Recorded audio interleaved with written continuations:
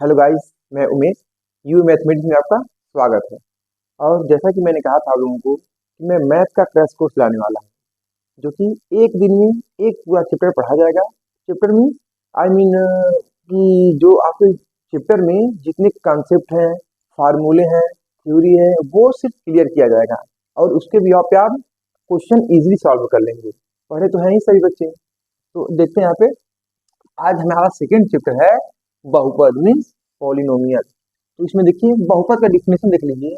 ऐसे बीजीय व्यंजक जिनमें चर की घात एक पूर्ण संख्या हो उसे बहुपद कहेंगे। जैसे 3x power 2 plus 10x plus 5। अब यहाँ का देखिए जो चर यही है ना x, उस पे जो पावर 2 है वो क्या है, एक पूर्ण संख्या है, तो उसे हम क्या कहेंगे, बहुपद कहेंगे। अब यहाँ पे देखिए 5x की पावर 1.2। अब देखिए 1.2 क्या पूर्ण संख्या नहीं है, इसलिए इसे हम लोग बहुपद नहीं कहेंगे। ठीक है बच्चों। अभी तो प्यारे स्टूडेंट्स, अब हम जानते हैं कि बहुपद की घात क्या कहलाती है। तो बहुपद में चर की सबसे बड़ी घात वाला बहुपद की घात कहलाती है। जैसे 9x power 6 minus 3x plus 5 में घात क्या है, 6 है। अर्थात हम कहेंगे कि इस बहुपद की घात 6 है। ठीक है प्यारे बच्चों। अब देखते हैं रैखिक बहुपद। रैखिक बहुपद में चर की अधिकतम घात 1 होती है, उसे रैखिक बहुपद कहते हैं।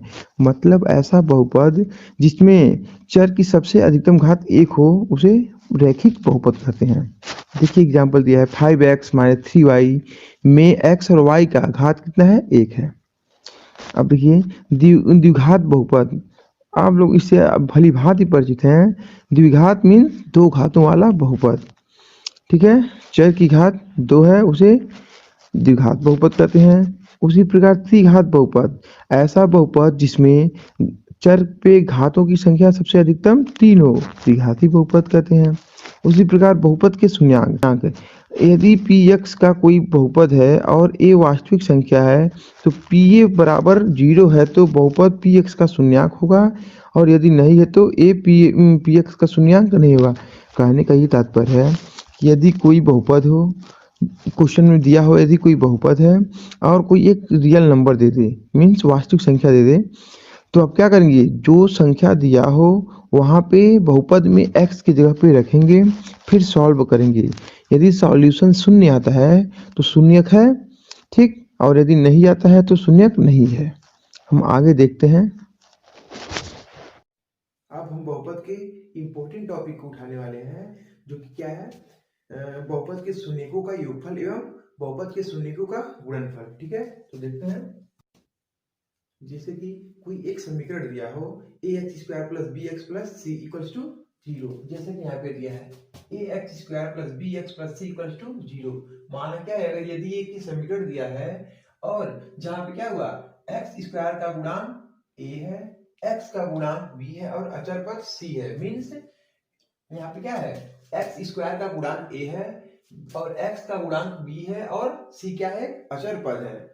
हम कह सकते हैं कि ए और बी और सी क्या है, वास्तविक संख्या है। ठीक है, एवं अब अगर क्या हो, यदि दी हुई बहुपद के शून्यक अल्फा और बीटा हो तो हम कह सकते हैं कि जो शून्यकों का योगफल क्या होगा, अल्फा और बीटा। क्यों अल्फा और बीटा, क्योंकि अल्फा और बीटा शून्यक है और योगफल मतलब योग मतलब जोड़, यानी अल्फा और बीटा क्या होंगे, माइनस बी बाई ए। कहां से आया minus B by A, formula देखिए होता है यहाँ पे, शून्यकों का योगफल माइनस एक्स का गुणांक। तो ये बताइए एक्स कहाँ है, आपको एक्स है ना, एक्स का गुणा क्या है, बी है, जो कि बी मैंने यहाँ लिख दिया। अब पहले ऑलरेडी माइनस है, मैंने माइनस लिख दिया।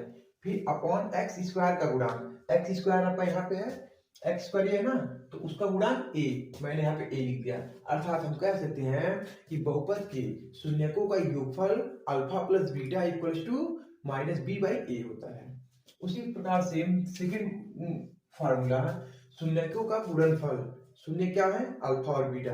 तो अल्फा कहाँ है, ये अल्फा और बीटा, तो alpha into beta means sorry, शून्यकों का गुणनफल मतलब अल्फा इंटू बीटा, जो कि यहाँ पे दिया है alpha into beta equals to c by a. C by a कहाँ से है कि दिया है शून्यकों का गुणनफल बराबर अचर पद, अचर पद आपका क्या है, सी, यहाँ पे रहा सी। मैंने पहले बोला कि सी क्या है, एक अचर पद है। तो शून्यकों का गुणनफल बराबर अचर पद बटे एक्स स्क्वायर का गुणांक। एक्स स्क्वायर कहाँ है, यहाँ पे, उसका गुणांक क्या है, ए है, मैंने यहाँ पे ए लिख दिया। ठीक, अर्थात हम कह सकते हैं कि बहुपद के शून्यकों का गुणनफल जो होता है वह होता है अचर पद बटे एक्स स्क्वायर का गुणांक। हम अचर पद को सी मानते हैं और एक्स स्क्वायर का गुणांक ए मानते हैं, अर्थात सी बाई ए। ये रहा आपका इंपॉर्टेंट फार्मूला, क्योंकि बहुत ही इंपॉर्टेंट है ये।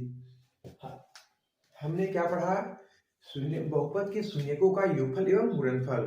कि यदि कोई बहुपद दिया हो a x square plus b x plus c equals to 0, तो और हम मान लेंगे कि क्या हो, यदि कोई उनका शून्य अल्फा और बीटा हो, तो ये जो सूत्र बनेंगे अल्फा क्या बनेंगे, उनका सूत्र बनेंगे शून्यकों का योगफल इक्वल्स टू एक्स का गुणांक बटे एक्स स्क्वायर का गुणांक, अर्थात माइनस बी बाई ए। उसी प्रकार शून्यकों का योगफल अर्थात हम कह सकते हैं alpha plus beta equals to c by a, जो कि यहाँ पे रहा। ठीक है, अभी इसी के ही बिहाफ पर एक हम क्वेश्चन लेते हैं, आप लोग एकदम क्लियर